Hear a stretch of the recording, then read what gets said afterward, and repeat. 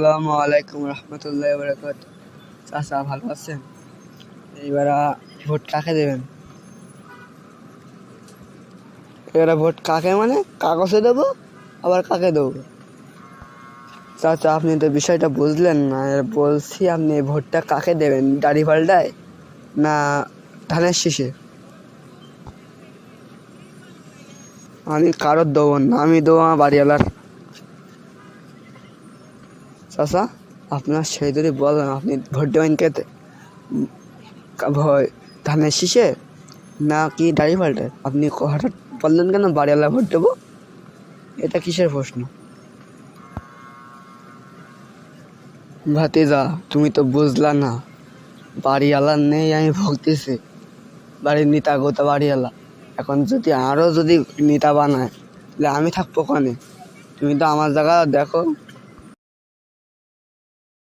আসসালামু আলাইকুম রহমতুল্লাহ বরকাত। চাচা ভালো আছেন? এইবার ভোট কাকে দেবেন?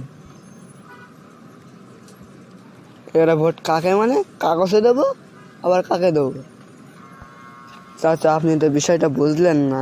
বলছি আপনি ভোটটা কাকে দেবেন, দাড়ি পাল্টায় না ধানের শীষে? আমি কারোর দেবো না, আমি দেবো আমার বাড়িওয়ালার।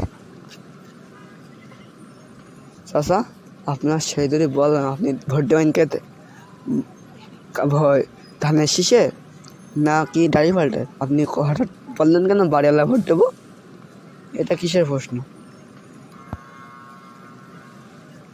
ভাতিজা তুমি তো বুঝলা না, বাড়িওয়ালার নেই আমি ভুগতেছি, বাড়ির নেতা গোতা বাড়িওয়ালা। এখন যদি আরও যদি নেতা বানায় তাহলে আমি থাকবো কানে? তুমি তো আমার জায়গা দেখো।